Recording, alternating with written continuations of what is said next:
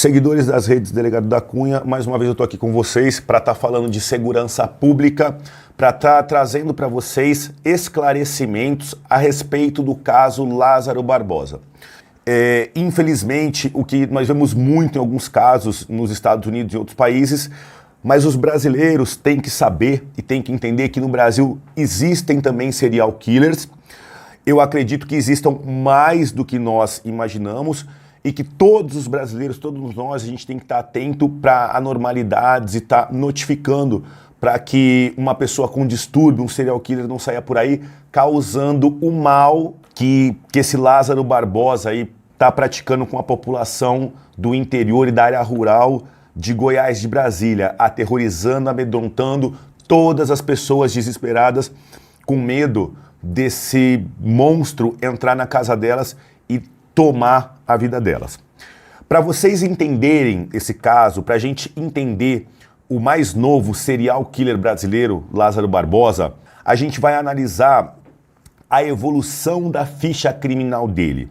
Um brasileiro de 32 anos, o Lázaro já tinha sido preso no ano de 2007, lá atrás, por homicídio e por estupro. E depois disso, de 2007 até agora, 2021, ele fugiu 3 vezes da cadeia, ele praticou diversos crimes e está há anos aterrorizando. Primeira passagem, 2007. Lázaro foi capturado em 2007 sob a acusação de duplo homicídio, município de Barra dos Mendes, na Bahia. 10 dias depois de ser preso, no entanto, ele fugiu e até os dias de hoje ele é tido como foragido pela polícia local. Primeiro detalhe, preso, fugiu, né? Mostrando a agressividade e a necessidade de ir contra o sistema. Em 2009, o criminoso migrou para Brasília, onde ficou em reclusão no complexo penitenciário da Papuda. Os ilícitos atribuídos a ele eram porte ilegal de arma de fogo, estupro e roubo.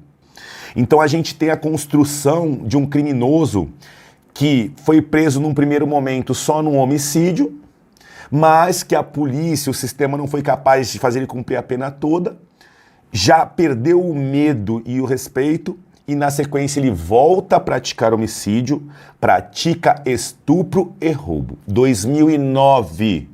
Em 2012, Lázaro e outros 3 presos se juntam e agridem um outro detento durante o banho de sol, a penitenciária 2 do Distrito Federal.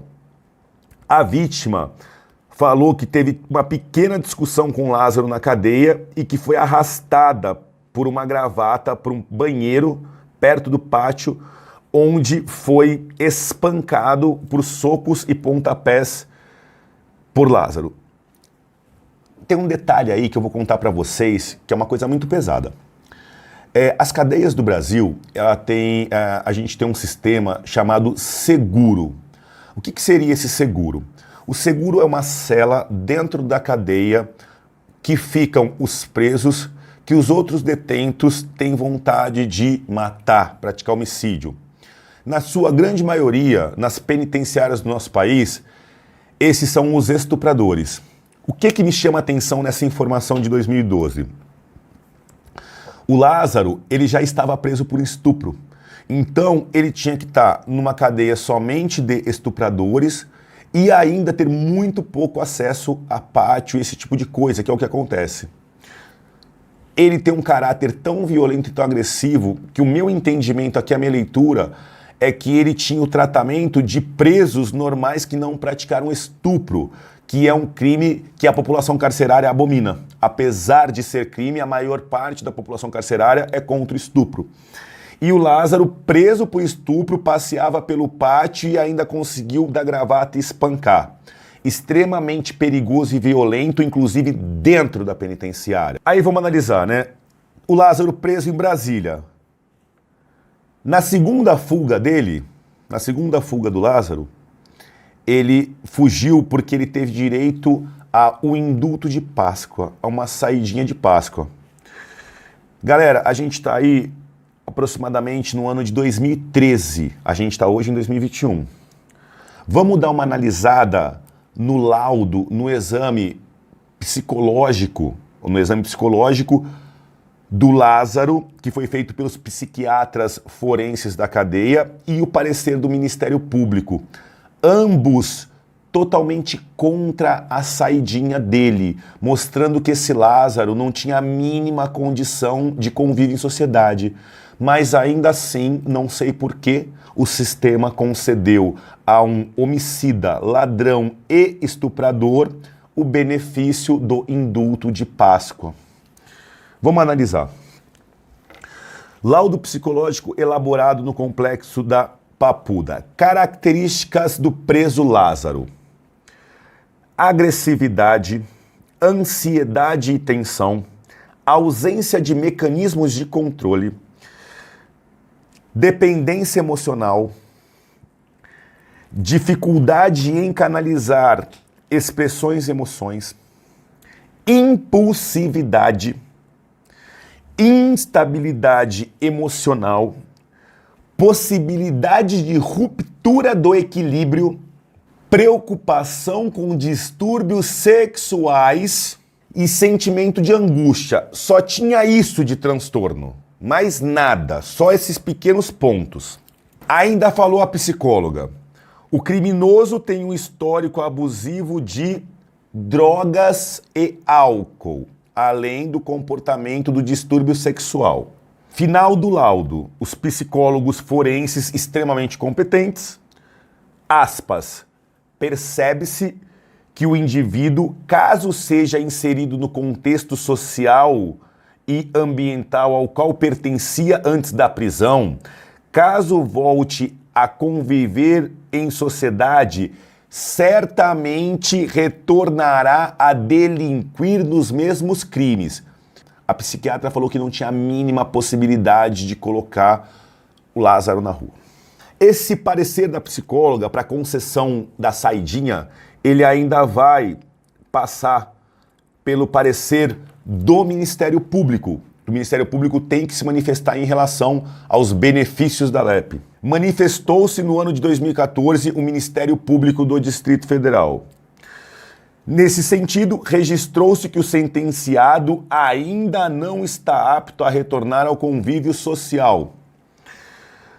No momento, o seu grau de periculosidade é muito alto. A psiquiatra forense negou a saída, o Ministério Público se manifestou contrário à saída em seu parecer e a saída, o indulto foi concedido. Eu pergunto para vocês, por quê? Por quê? Quem concedeu esse indulto?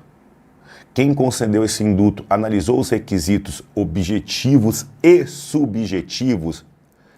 Estava na cara que ia tirar outras vidas, que ia violentar outras mulheres. Vamos continuar a análise do Lázaro. Senhores e senhoras, estamos ainda no ano de 2014. Nem começou a brincadeira. Na cadeia, eles alegaram ainda, para a concessão do benefício, que o Lázaro participou de palestras ligadas ao controle de entorpecentes, violência doméstica e outras orientações. Talvez essas palestras tenham consertado a personalidade dele. Em 2016, depois da manifestação reprovável da psiquiatra forense, falando que o Lázaro ia estuprar e matar novamente, depois do parecer do Ministério Público do Distrito Federal, também falando que ele não tinha condições de viver em sociedade, ele consegue a saidinha de Páscoa. O que é a saidinha de Páscoa? Vamos tentar entender. No Brasil, quando as pessoas são presas para cumprir pena privativa de liberdade, quando você está na cadeia preso, a gente tem 3 tipos de regime de prisão, gente. Presta atenção. Eu tenho o regime fechado. No regime fechado, o preso entra na cadeia, ele não sai da cadeia de dia, ele não sai da cadeia de noite, ele não sai da cadeia de jeito nenhum. Ele só vai ter direito lá dentro da cadeia ao banho de sol. Só que na legislação brasileira, o que eu sempre reclamo é da quantidade de benefícios. Então, no Brasil, dependendo do crime, após o cumprimento de 1/6 da pena, menos de 20% da pena, 1/6 da pena, você tem direito a pedir para ir para o regime semiaberto. Pô, da Cunha, qual que é a diferença? Eu não falei? No regime fechado, você nunca sai da cadeia. O regime semiaberto ele foi criado com a melhor das intenções. Ele foi criado num processo de ressocialização. Então, depois que você cumpre 1/6 da cadeia, você vai para uma outra penitenciária em que você pode sair durante o dia para trabalhar e você tem que se recolher no período da noite para dormir na cadeia. Isso é o regime semiaberto. E o regime aberto vocês conhecem de cor, é o regime dos presos políticos, que todos têm problema de saúde e cumprem pena de prisão em casa. Regime aberto, todo mundo dentro de casa. Só que o que acontece, pessoal? No Brasil, quando o preso ganha o direito de ir para o regime semiaberto, nós temos muito poucas penitenciárias que têm esse sistema do preso sair, trabalhar e voltar. Seria excelente se forem várias, mas faltam vagas no regime semiaberto. E aí o advogado faz o quê? Ele fala, o meu cliente tinha direito de trabalhar fora de segunda a sexta. Se o Estado não tem condições de dar essa penitenciária, então solta ele para o aberto, porque ele dorme na casa dele e vai trabalhar. E com base nisso, muitos e muitos presos, depois de 1/6, eles já pulam do semiaberto direto para o aberto. Detalhe, quando você chega já nesse regime semiaberto, que você pode ir para a rua e voltar, você também tem direito a outros benefícios, que são as famosas saidinhas temporárias. Tecnicamente o termo é indulto. Indulto de Natal, indulto de Páscoa, indulto do Dia das Mães, indulto do Dia dos Pais. Então assim, além dele estar no semiaberto, ele tem direito assim, olha, é Páscoa. Você pode sair na sexta-feira e passar a Páscoa com a sua família. Isso é um direito dos presos do regime semiaberto. E voltar na segunda-feira de manhã para cumprir o regime semiaberto. Só que o que acontece? Quando você pega um preso de alta periculosidade, um preso pesado que sabe que vai ficar anos na cadeia, e ele consegue o benefício para o semiaberto, vocês acham que depois de uma saidinha, que esse preso vai se apresentar na segunda-feira? Foi o que aconteceu com o Lázaro. Ele já tinha praticado vários crimes, estupro, homicídio, ele tinha um comportamento reprovável dentro da cadeia, ele praticou falta grave dentro da cadeia e conseguiu um benefício. E esse benefício o viabilizou a ficar na rua de novo. A gente está em 2016 e em 2016 Lázaro Barbosa foge de novo das mãos do Estado. Depois da legislação penal brasileira soltar o Lázaro, a polícia duramente, em 2018, conseguiu recapturar ele. E a progressão criminosa do Lázaro não parava. Ele não para de praticar crime. Ouve só, eu vou dar uma lida aqui, ouve só. Em 2018, Lázaro foi preso por porte ilegal de arma de fogo, homicídio qualificado, novamente por roubo e novamente por estupro. A psiquiatra forense estava certa. Ele não tinha condições. Só que talvez o erro do sistema, o erro de quem concedeu o indulto, acabou com mais vidas. No dia 7 de março de 2018, novamente Lázaro foge da penitenciária depois de recapturado. Foi recapturado em 2018 e fugiu novamente em 2018. Dessa vez, um buraco no teto. Ou seja, é um cara que não quer ficar preso. É um cara que não quer se render à lei e às autoridades. Chegamos em 2020. Estamos acompanhando o Lázaro desde 2007. A polícia de Goiás o indiciou por roubo mediante restrição da liberdade de 4 idosos emprego de arma branca durante a tentativa de latrocínio em uma chácara. Na ocasião, uma das vítimas chegou a ser atingida na cabeça com golpes de machado. Então, assim, Lázaro foge em 2018, em 2020 ele ressurge, mais uma vez fazendo pessoas reféns e mais uma vez agredindo. No dia 26 de abril, o Lázaro ressurge novamente no Distrito Federal.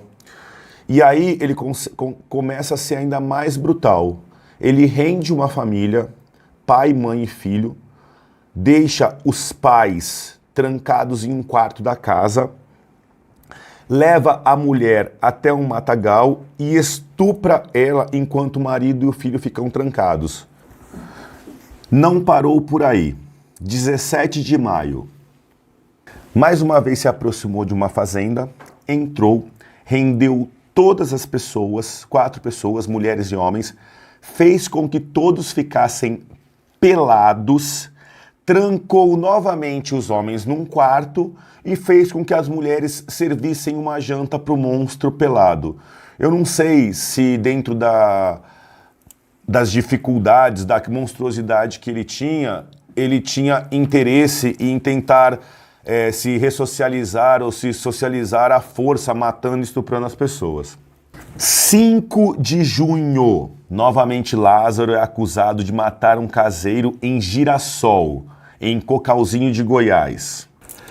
9 de junho, Lázaro invade uma chácara na Ceilândia, mata 4 pessoas da mesma família, mãe, pai e filhos de 21 e 15 anos. Detalhe, a proprietária da casa, a mãe, ela foi levada com ele matou os 3 na propriedade, levou essa mãe e ela foi encontrada quilômetros depois, morta nas imediações. Então, a monstruosidade do Lázaro não tem fim. No dia 9, gente, ele mata 4 pessoas. Ele matou 3 membros da família, levou a mulher, levou a mãe, conduziu, possivelmente deve ter violentado e novamente matado. No dia 10, ele invade uma casa com 2 pessoas num primeiro momento e obriga que a mulher da casa faça comida, cozinhe para ele enquanto ele fica assistindo o telejornal. Devia estar vendo se a polícia estava atrás dele. No mesmo dia ainda, ele invade uma segunda casa, rende as pessoas e obriga elas a fumar maconha. Dia 10. Continuando, ele continuou fugindo. No dia 12, ele invade novamente uma residência, faz as pessoas reféns novamente e, não contente, ele incendeia, ateia fogo, queima a casa. Depois de todo esse transtorno, de tudo que ele fez, a polícia, no encalço dele, os policiais montaram uma força-tarefa no domingo, no dia 13, uma força de segurança entre o Distrito Federal e Goiás para tentar capturar o Lázaro. A polícia está se esforçando muito, está fazendo um trabalho fantástico. Essa primeira operação que a polícia fez, eles contaram com cerca de 200 homens. 200 homens é um número considerável, parece ser. Mas eu acho que para uma busca em mata, para dar as mãos, uma busca em mata de um criminoso extremamente violento e perigoso para preservar populações policiais, a gente precisa ainda de mais gente, mas já é um número bem considerável. Eu quero que vocês tentem imaginar como é difícil você localizar uma pessoa numa mata sem nenhum tipo de referência.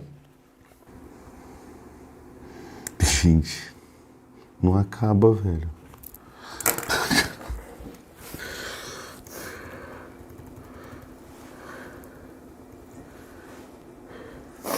A imagem aqui de você debruçado olhando os crimes tá muito engraçado. Caralho, velho. Eu tô puto já com ele. A gente na região de Cocalzinho, cidade do interior goiano, onde os últimos crimes teriam sido conhecidos. O suspeito estaria escondido na mata, armado conforme a polícia. As buscas se concentraram na área de 4 propriedades. Depois de todas as buscas, a polícia fez um cerco. O Lázaro conseguiu avistar esse cerco, roubou um carro Corsa, passou desapercebido pelo cerco da polícia, depois abandonou esse carro e fugiu novamente. Depois de furar o cerco policial, mais uma vez, no último dia 15, o Lázaro invadiu uma fazenda e fez refém um pai, uma mãe e uma filha. Vocês já sabem, né, os hábitos desse criminoso. Ele ia levar todo mundo para a beira do rio e tirar a roupa. Só que a menina conseguiu pedir socorro para a polícia. A polícia veio para atender e ele entrou em confronto com a polícia e acertou um dos militares de raspão no rosto. Ainda no dia 15, depois de balear o policial, o Lázaro foi flagrado por um circuito fechado de câmeras, descansando, com roupas normais, bermudas, camisas, trajes e o detalhe, com uma mochila onde ele deve levar todos os equipamentos, os utensílios para ele tentar continuar fugindo da polícia e se escondendo na mata. Ah, mais um detalhe, ele ainda força o caseiro desse local a dar comida para ele novamente.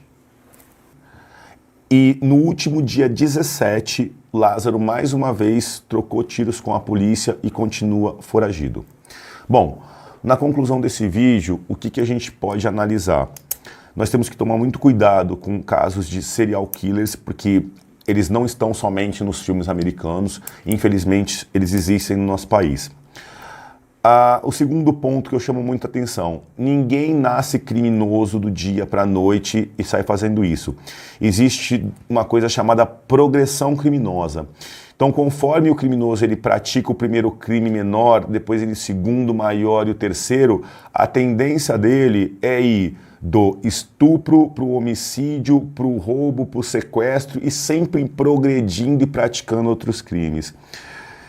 E infelizmente, vocês viram, ele conseguiu fugir 2 vezes, ele teve direito a indulto. Então, infelizmente, eu enxergo uma série de falhas no nosso sistema jurídico penal, tanto no sentido dele ter sido, ter tido uma pena mais forte no primeiro crime, quanto no sentido de não identificar o potencial criminoso em série que existia ali e novamente colocar ele nas ruas. Bom, e o terceiro ponto que eu alerto é que, assim, com a devida vênia, a polícia deve empregar todos os recursos, Força Nacional de Segurança já está indo para lá para tirar esse criminoso de circulação no menor tempo possível. Porque, infelizmente, eu li um histórico para vocês desde 2007. Ele está pelas matas, tentando fugir da polícia e ele não tem escrúpulos. Ele vê uma família, ele vê um local, ele vai se abrigar e a partir daí, como ele é um criminoso em série, ele vai querer praticar homicídio, estupro, roubo e aí vai. Então eu torço para que meus colegas policiais, no menor prazo possível, consigam prender esse criminoso tão ruim para a sociedade e coloco aqui todas as minhas energias, toda a minha força com vocês e já parabenizo vocês, meus colegas, pela luta que vocês estão aí na mata atrás dele. Eu já fiz muitas buscas em mata, é muito difícil, gente, é muito desgastante, é lama, é água, é frio, é uma situação desconfortável de mosquito e os bravos policiais por vezes ficam ali 1, 2, 3, 5 dias correndo risco de vida, porque podem se deparar com ele a qualquer momento para evitar que novos crimes aconteçam. Estou com todos vocês, torcendo a energia, meu coração está com vocês. Vamos prender esse cara, tirar ele de circulação e se ele oferecer o mínimo risco para qualquer policial, que seja abatido. Se ele oferecer o risco mínimo, que seja abatido. Ele já causou mal demais para o povo brasileiro. Para cima deles, galera. Prende o cara.